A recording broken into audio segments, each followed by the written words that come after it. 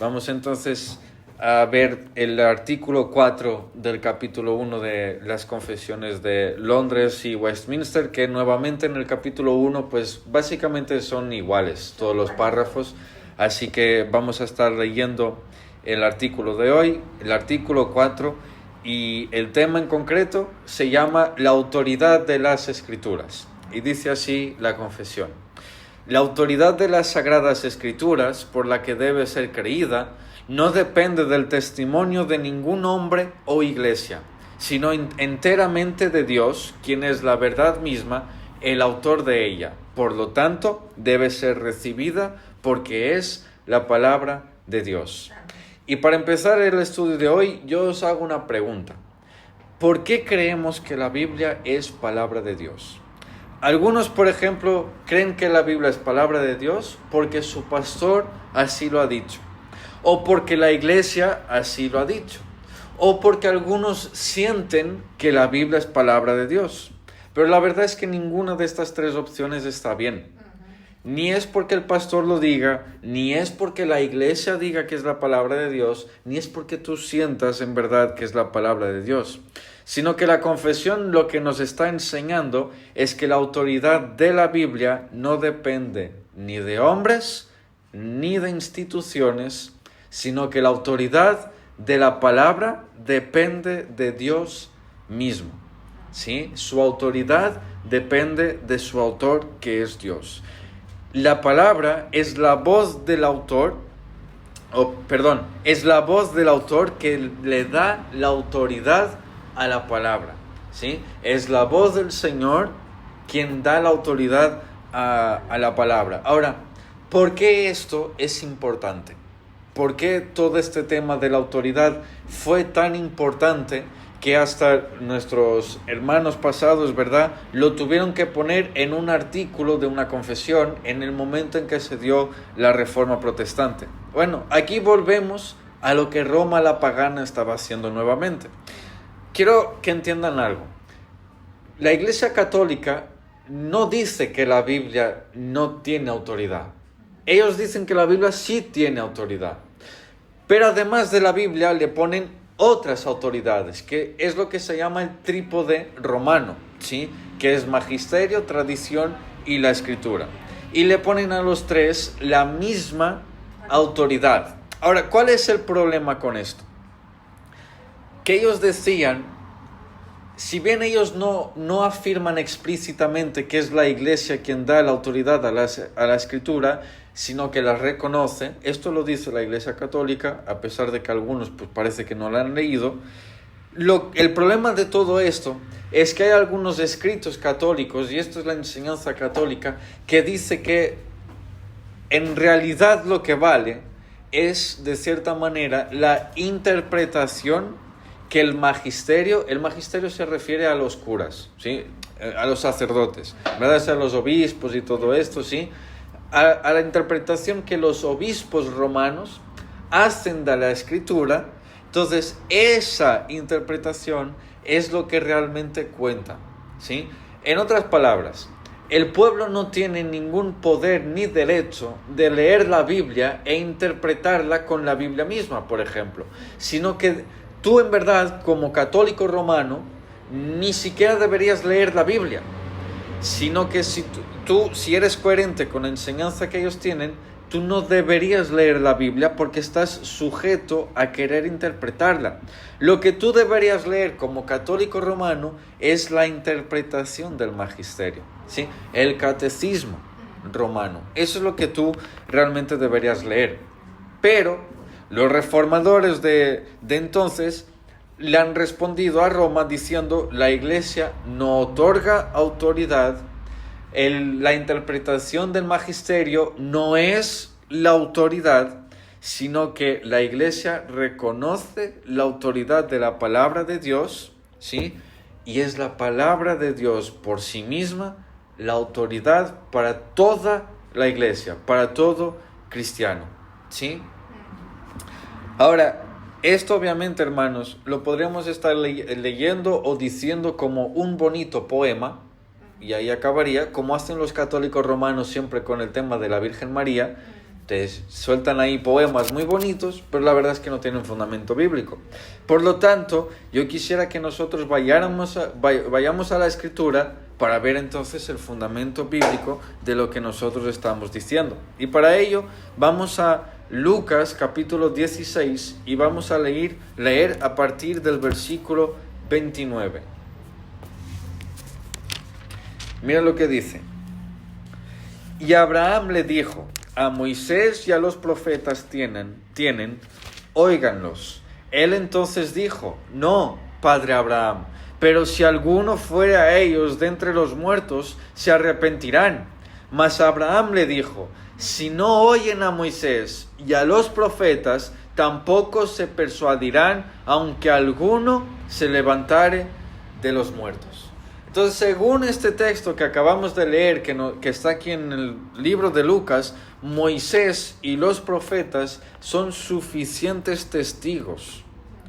Cuando él dice Moisés y los profetas, se está refiriendo a la escritura del Antiguo Testamento, la única que estaba escrita en ese entonces, porque el Nuevo Testamento se estaba todavía escribiendo, ¿verdad? Pero como ven, la propia escritura nos dice que ella misma es suficiente, que no necesitamos a nadie más, no necesitamos ni que nadie se levante de entre los muertos y nos venga a contar, porque ni a él lo iban a creer, sino que para conocer lo que deben conocer para la vida eterna, no necesitan un magisterio, sino la escritura.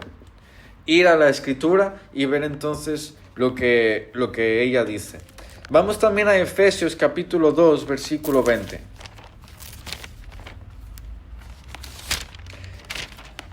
Efesios capítulo 2, versículo 20. Mira lo que dice.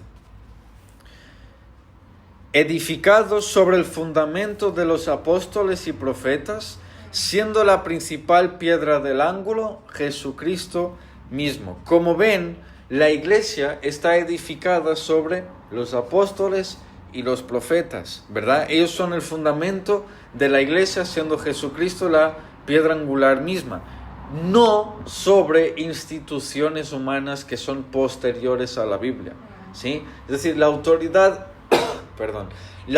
de la Biblia no está fundamentada en alguna institución que vino después de la Biblia, sino que la autoridad de la Biblia descansa en ella misma, o dicho de otro modo, en su autor, ¿sí? En Dios mismo. Así que ninguna autoridad humana puede legitimar o invalidar lo que Dios ya ha dicho. Hermanos, lo que Dios ha dicho, dicho está, y es así. Y si la iglesia lo quisiera cambiar, la iglesia no tiene ningún tipo de autoridad, ni poder, ni derecho para hacer tal cosa. No podemos ni añadir ni quitar. No podemos modificar la palabra de Dios. Lo que Dios dijo es eso y nada más, ¿sí? Entonces, nadie, ningún hombre, ninguna institución tiene poder alguno para cambiar lo que sea de la palabra de Dios. Y vamos también a 2 de Timoteo capítulo 3, versículo 16.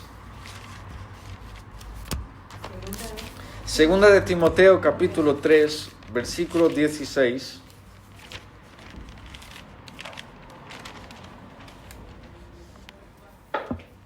Dice lo siguiente: